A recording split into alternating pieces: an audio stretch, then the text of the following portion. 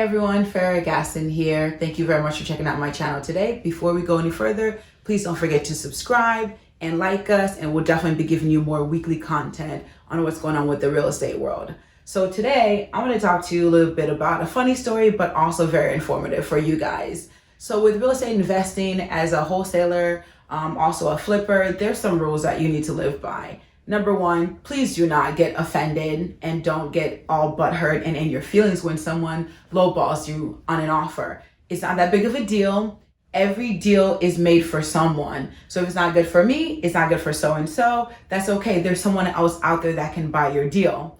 So funny story, two of our partners actually got in on the same deal. They're very interested in it. It looked really good. And hearing about it, I was like, man, that looks really good too. So let me learn about it. Let me find out what these numbers are. So ARV, after repair value, was supposed to be $350.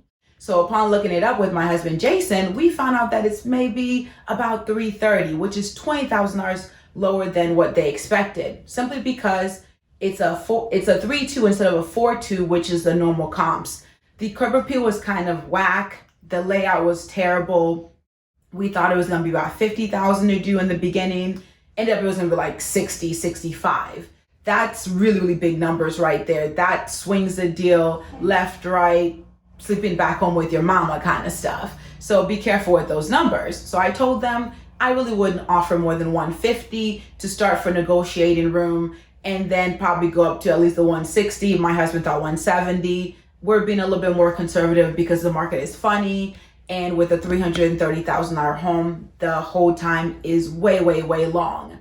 And you got to do permits. You got to do drawings, moving walls. You got to demo a lot of stuff. It needs AC, flooring, roof, kitchen. It's a weird setup where you have to walk through a bathroom or a kitchen to get through a bathroom, which is so weird. We'd have to like shut off the door, open up another doorway to make it make sense, because a $330,000 home, people are going to tear that crap apart before they even walk in, because the layout is one of the things that hinders people from being able to sell a home. How do we know? Experienced it, people. So that's why we're telling you, so you can avoid the same pitfalls.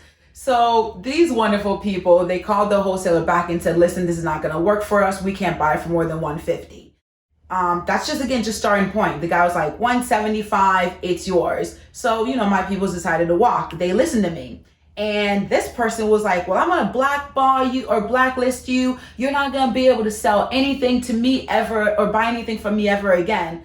I'm like, really? Is that serious? It's not a deal for them. It's not the end of the world. Every deal you send to someone, they're not going to buy it. If you send Jason and I 10 deals, we might buy 2. Because our numbers are different from other people's numbers. There's a lot of factors in there. Contractors are different prices for you as they are for me.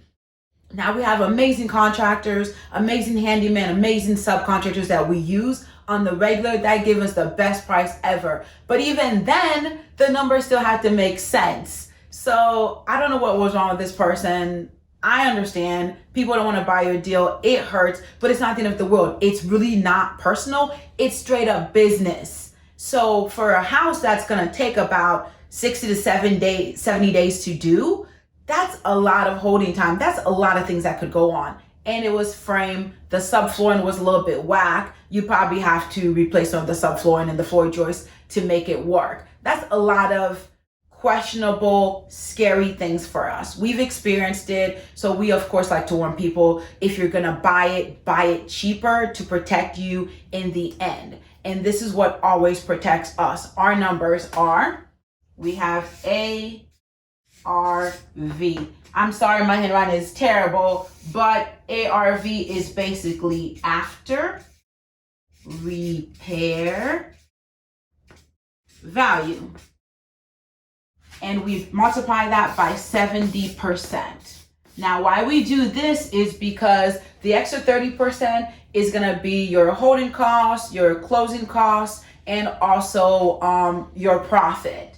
So let's say for simple numbers, the house is worth $100,000.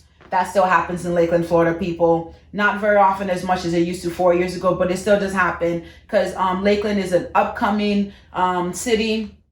And our numbers are still livable, supposedly. So that would be times 70. Or you put a dot right there, that equals to $70,000.